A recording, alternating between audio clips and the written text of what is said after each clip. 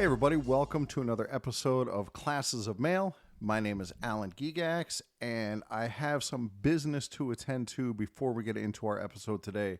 First, I have been asked to help spread the word about our Union brother who was killed in the line of duty, Ray Hodge. The person who murdered him is having the sentencing coming up. And let me just read you the announcement that was passed along to me. This came to me from Ron Speakman of the Fed Up podcast. Calling all NALC members and city letter carriers. On Thursday, May 29th, we need you to stand with us in solidarity and strength as we demand justice for our fallen brother, Ray Hodge, a Harlem city letter carrier who was murdered on the job while delivering mail to the community he faithfully served. Ray was more than a postal worker. He was a father, a fiance, a friend, and a union brother. On January 2nd, 2025, his life was stolen in broad daylight, an unthinkable tragedy that shook our entire postal family. Now, as sentencing approaches, it's time for every carrier, every union member, every advocate to show up and speak out. We owe it to his family. We owe it to Ray. We owe it to every postal worker who risks their life serving this country. Date, Thursday, May 29th. Time, meet at 9 a.m. in front of the courthouse. Sentencing hearing, 9:45 a.m., 13th floor, Part 32.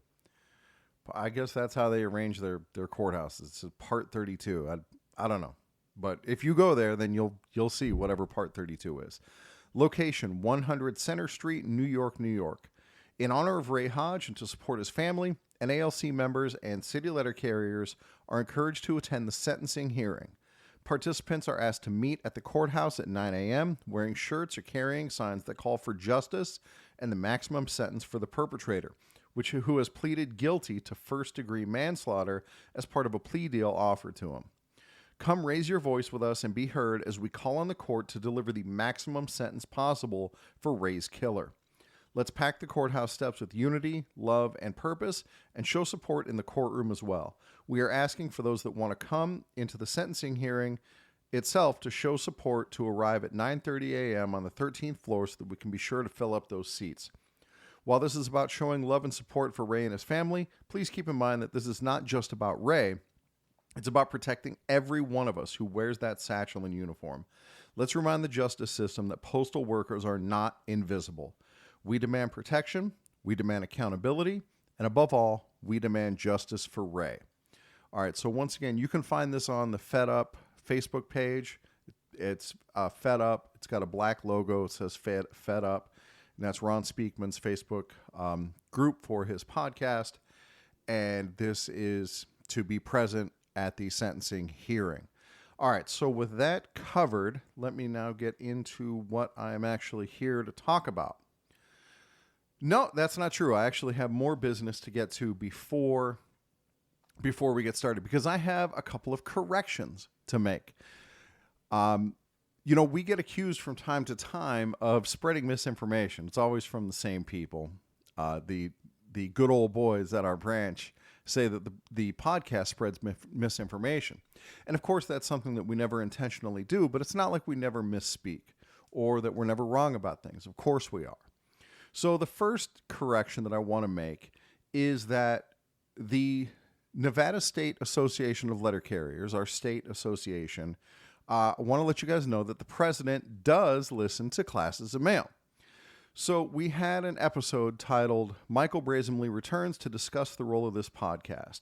And at around the 12-minute and 20-second mark, we were talking about this article that was written about us by our state president in the state newsletter. And Michael said, just to paraphrase, you can hear it yourself if you go to that podcast and go to skip forward to 12:20. We talked about the state president on a previous episode where he'd said that we were giving misinformation, which to me means he never listened to anything we did the podcast on. And the conversation goes on from there a little bit, but that's Michael's speculation, that, hey, if this guy is saying the things that he's saying we're giving misinformation, he must be not listening. And so we just had our state convention, and Michael was there, and the state president actually pulled Michael aside and wanted to set the record straight about the podcast. and let Michael know that he did, in fact, listen to a few episodes of Classes of Mail. And so Michael was, speaking out of turn when he said that he thought the state president must not listen. So, again, let it be known. The state president of the Nevada State Association of Letter Carriers listens to Classes of Mail. And in that same episode, I went back and listened to it to see what exactly Michael said. And that is the same episode where we talk about, we're talking about the role of the podcast and how it is a voice against the ills of our branch, that this is our way of speaking up and speaking out. And when the state president pulled Michael aside, he didn't take issue with any of that stuff.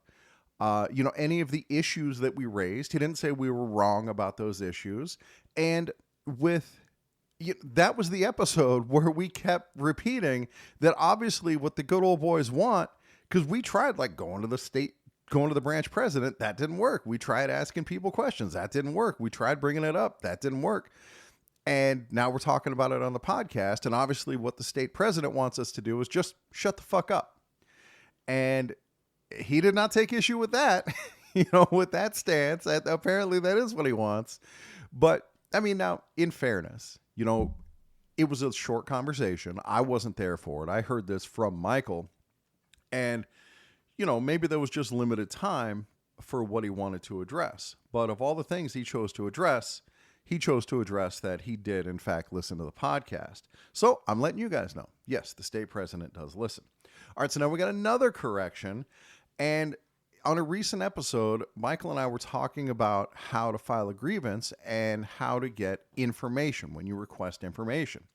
And Michael had said that management has till the end of tour to give you the information that you request.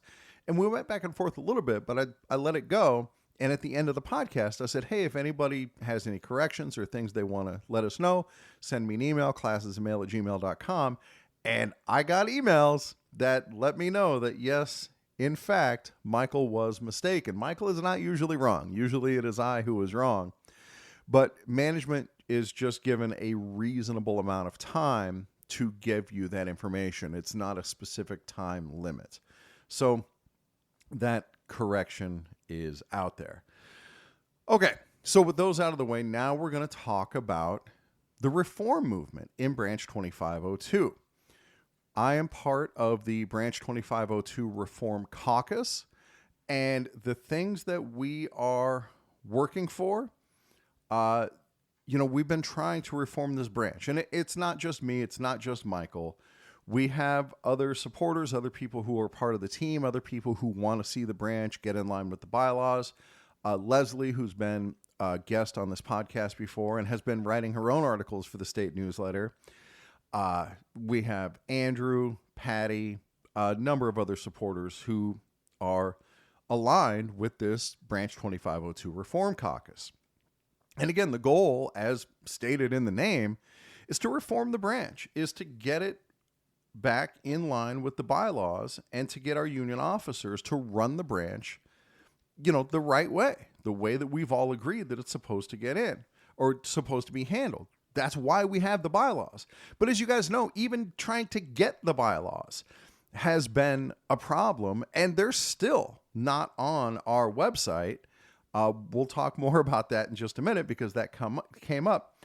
But I have good news. And the good news is that this reform movement, that this agitating that we've been doing month after month after month, it's starting to work. And it's starting to take hold.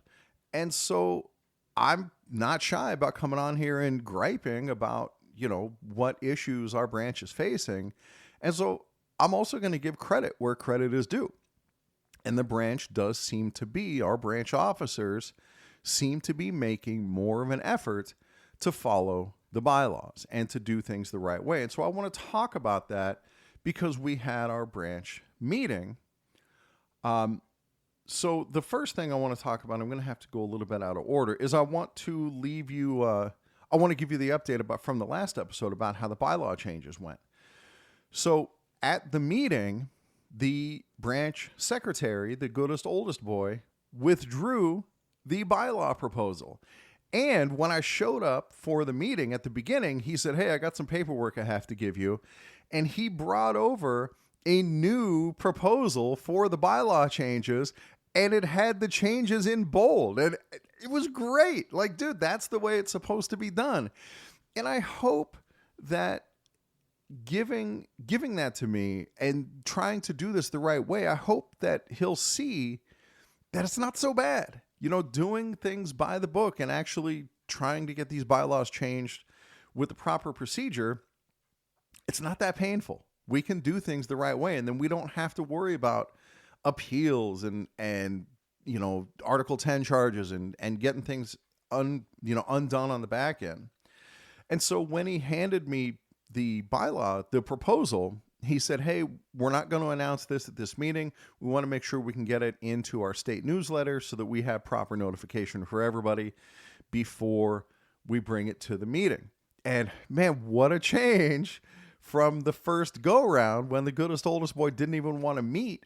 And guys, this is progress. This is what we're doing. This is why we've been agitating, because this is the kind of thing that we're trying to accomplish, and it's being accomplished.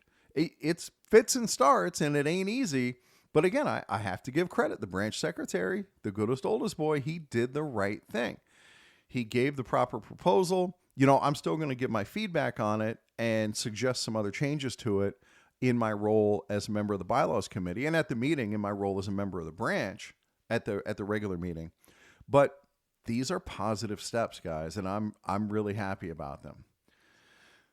Okay, so speaking of the goodest oldest boy, I got an email from him not too long ago with our new election announcement. As you guys know, we're going to have to redo our whole election because the old one was so tainted, and we got word from the National Committee on Appeals that my appeal was sustained and that we're going to rerun the whole election. So the email, and so I asked the branch secretary, hey, let me see what the announcement is going to be before it gets published, because if there's screwed up stuff in there, we want to try to fix this stuff before it goes out, before it's too late. And so he did. Again, credit where credit is due. He sent it to me. And so I looked it over, and you guys know from the last episode that there are these proposed changes to our job titles and other changes that went with it, where instead of it just being branch secretary, it's going to be recording secretary and financial secretary. And instead of being treasurer, it's going to be treasurer and financial secretary, which, you know, that may be its own problem, but that's to be argued out in the bylaw amendment process. Well, unfortunately, the announcement that he sent to me listed the job titles as the new titles post change, and those changes haven't been approved yet. And so I don't think we can advertise that we're going to be doing nominations for positions that don't even exist yet. But, you know, I don't know, because there's also probably going to be an issue of if we change those titles midstream, what does that do to the nomination process? I don't know. So I brought this stuff to his attention. But more importantly was the timeline. This was the much bigger issue that I had, because the timeline that he put forward in this announcement, well, you can guess. I'd go ahead and guess what this timeline was like. You are correct. It was stretched out as long as it could go, and he had the installation of new officers scheduled for January. So I pointed out the issues to him, and I just asked, hey, how did you arrive at this timeline? Because I knew that the election is supposed to be overseen by officers from National, because our branch fucked it up so bad that we had to get people from National to come out and oversee the election. And that was part of our sustained appeal, was that National would oversee the election. And so did National come up with this timeline, or is this just the goodest oldest boy doing what good old boys do? You know, anything to stay in office another couple of months. So again, so I asked him, I pointed out the issues, and I said, you know, how did you arrive at this timeline? And he never answered. But when we got to the branch meeting, the president announced that our overseers from National have been assigned. that we now know who is going to be overseeing our election, which is great. And I'm pretty sure, I'm not positive, but I'm pretty sure it's going to be the same people who came out to do the special investigation, which also our branch fucked up so bad that we had to get people from national out to do that. So I think it's going to be those same people. And if it is, I'm fine with it. Whatever my thoughts are about the investigation and the results, they seemed fair-minded. And at least it's going to be out of the hands of the people who screwed it up so bad the last time. So in addition to saying that we now have these overseers, he also announced the timeline for the election that was instituted by National, and it moved it up a couple of months from what the goodest oldest boy had sent me. And so that, guys, that's it. That's progress. That's what we're looking for. That's why we filed the appeals. That's why when we were arguing in front of the branch, like the other reform-minded members, we talked to each other and we're like, somebody said, hey, make sure you add on there that this needs to be overseen by National. Otherwise, they're just going to do the same crap again the next time. And it happened, and it's here, and we're seeing the fruit. And this is why I wanted to do this episode, because you guys know how frustrating this process has been and how the good old boys have stymied our reform efforts at every step. But here it is, tangibly, that we are making progress. The branch made a decision with that appeal, and now that decision is being acted upon. And National is actually stepping in and making sure that things go right. Speaking of the appeal, things are not all rosy. This is the appeal where somebody had to give the branch's position, and the president's like, oh, I speak for the branch. And then he totally just undermined the branch's position. And the Committee on Appeals had to rule what he wrote out of order. And this is still the guy we're dealing with. But that's why it's so important to have this oversight. And now we have it. And guys, this is success. Here we are. The will of the branch won out. The way that it's supposed to go, it happened. It went that way. And it's so encouraging, that again, that what we're doing is having an effect. Because obviously, if we had not stood up, if we had not questioned, if we had not looked at the rules, none of this would have happened. We would have just had our original election. The ballots would have been kept in the president's office. Well, they were, but then there would have been nothing of it. That's it. Yeah, that's the way it goes. And that's all there is to it. So this is serious progress. This is great. All right. So then something else happened at the branch meeting, which I had never seen before. No, I didn't go to last month's, and apparently this happened last month too, but this is new for our branch. The treasurer got up in front of the branch and read out warrants. He read out that, okay, the branch president traveled to go to the committee of presidents meeting or whatever it was. I don't know. And the gas was $80. So we're going to reimburse him that $80. And then the branch either, yay or nay to approve that expense. And this is the way that it's supposed to be done. And we went through these expenses, X amount for a phone bill and this amount for travel expenses and whatever it was. And the branch got to hear all these ways that their money is being spent and decide whether they wanted to approve or decline. And, I've talked to other branch presidents like Fred Woodley of Delivering Solidarity. And he's like, wait, you guys never did that before? That's supposed to always happen. And I'm like, yeah, dude, that's what I've been fighting against. And now it is finally happening. And so again, this is progress. This is great. I will take this. So the branch voted, and it's a rubber stamp, and that's fine. I don't begrudge the branch spending money on the things that it's supposed to spend money on. I voted yay on all that stuff too. But the really cool thing was that there was a controversy. And the controversy is this.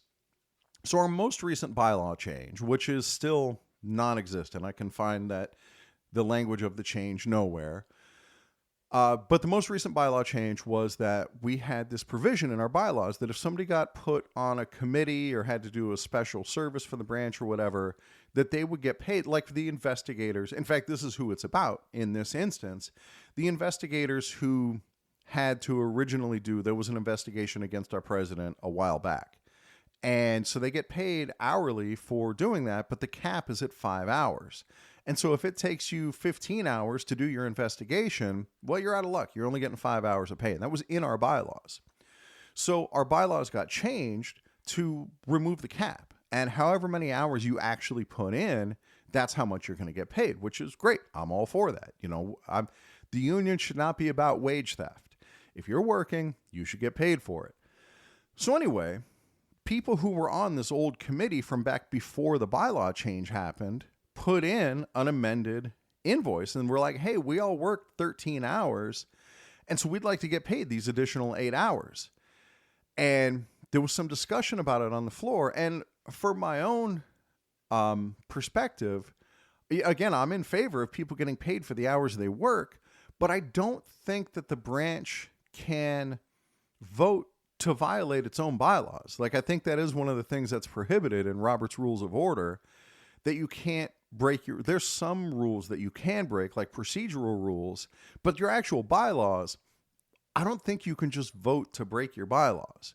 And the fact is, at the time that these people were impaneled, the bylaws limited it to 5 hours. And so I think they're stuck and they get screwed. And as much as I may not like it, our hands are kind of tied here because that was the bylaws at the time. If you know different, by all means, let me know, classesofmail@gmail.com, because this is kind of a nuanced situation. But what the people in the crowd took issue with was that everybody put in for an additional 8 hours or 8.5 or whatever it was.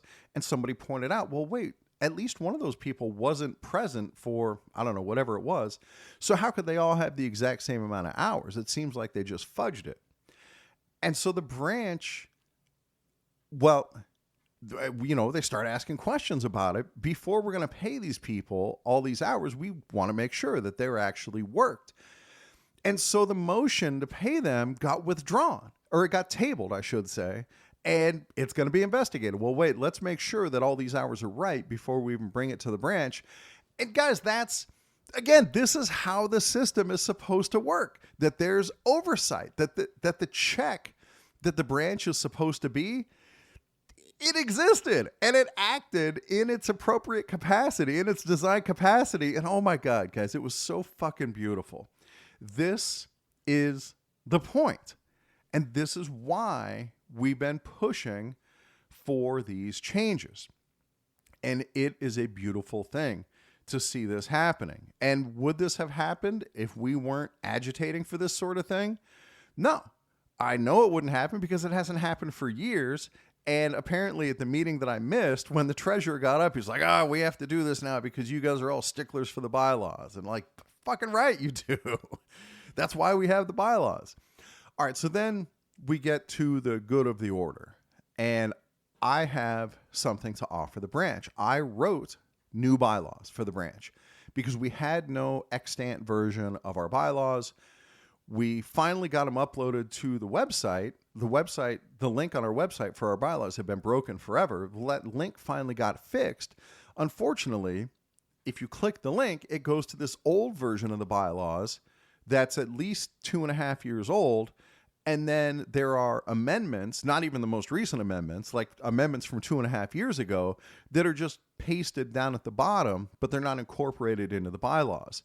And then on top of that, it was this PDF image file. And because it was an image file, you couldn't search it. You couldn't copy it. It was just an image of like somebody scanned in a piece of paper that was typewritten. And so finally I said, you know what? I'm tired of this. I'm just going to reproduce the bylaws so that we'll now have them in a proper format, and I'll incorporate the amendments, at least the amendments that I have access to. Because like I said, the most recent ones, nowhere to be found. So for the good of the order, I present this to the branch. I say, hey, we've gone all this time without bylaws, and I went ahead and reproduced them. So the president cuts me off. He's like, hey, Alan, I'm going to stop you right there. He says that the treasurer, the same guy who is now reading the warrants, went ahead and rewrote the bylaws a couple of weeks ago. And so it kind of, stole my thunder. But more importantly, the branch officers did what they're supposed to do. It's goddamn amazing. And so I still have not seen the alleged new bylaws that have been updated. Like I said, they're still not on the website. I asked the branch secretary to send me an email with the new bylaws that have been created, and he has not done so yet. So maybe they were blowing smoke, but I don't think so. I think that was actually the truth, because they said that they've also been handing out this new version to the new members of the branch, like when new hires come on. And again, this is something that we push for. This is something that was in the charges against the president. And so, guys, it's working. We are making this progress. This is success. What would have happened with our bylaws if we had not gotten pushy about it, if we had not made a stink? I know exactly what would have happened, because we have 2.5 years of evidence of what would happen. It just gets ignored. Nobody cares. Nobody cares that the bylaws exist. Nobody bothers to look at the bylaws. And all this agitating, it's fucking working. And man, is that satisfying. Something else that's finally happening again is that our branch is doing its labor management meetings, where they're asking the postmaster the tough questions. And hey, what are we going to do about start times? What are you doing about trucks that, like stations don't have enough trucks, or, stuff like that, and getting the postmaster on record. And so that's finally happening again. And it's very satisfying to see that, there's fits and starts, obviously, and there's more obstacles that lay ahead of us, but it's working. Like, if you read the rules and tell people, hey, these are the rules, and if they still ignore them, you can go above their heads. It's working. This is success. So we have this meeting, and these things happen that are supposed to happen, that are consistent with the bylaws. You know how much confrontation there was at that meeting?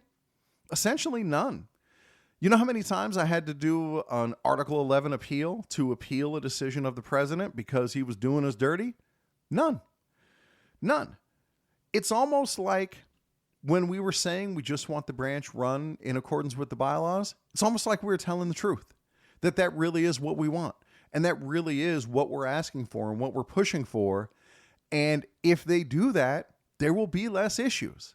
If you run the branch in accordance with the bylaws, in accordance with the Constitution, there will be less confrontation.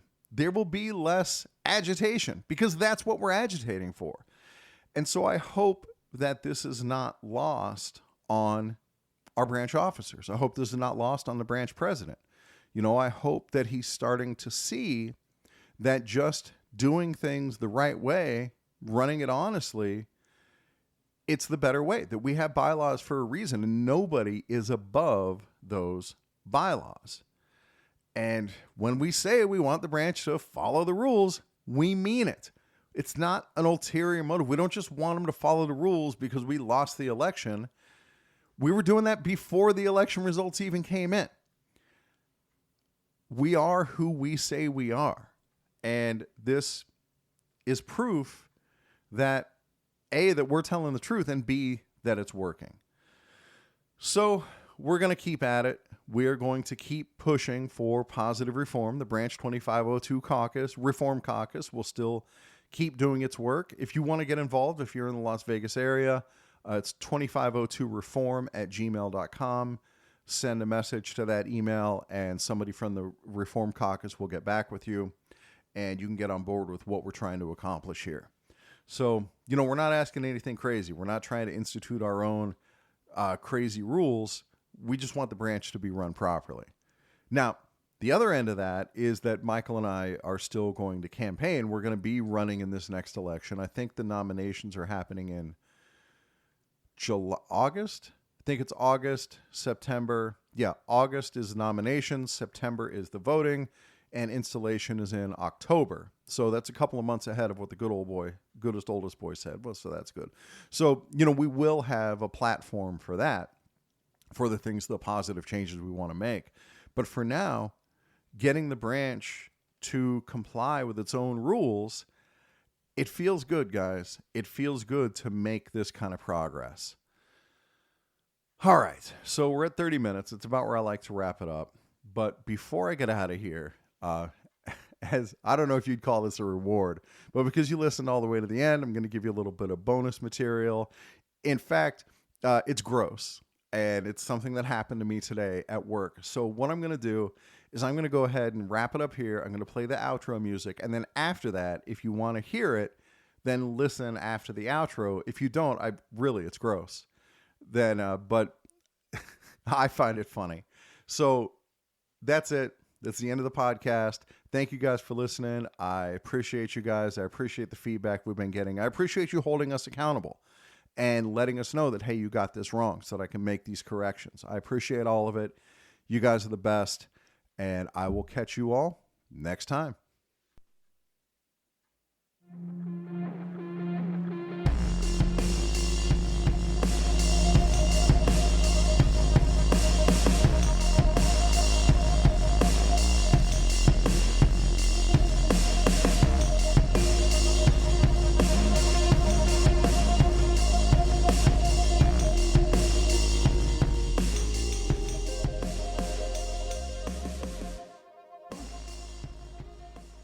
You still here?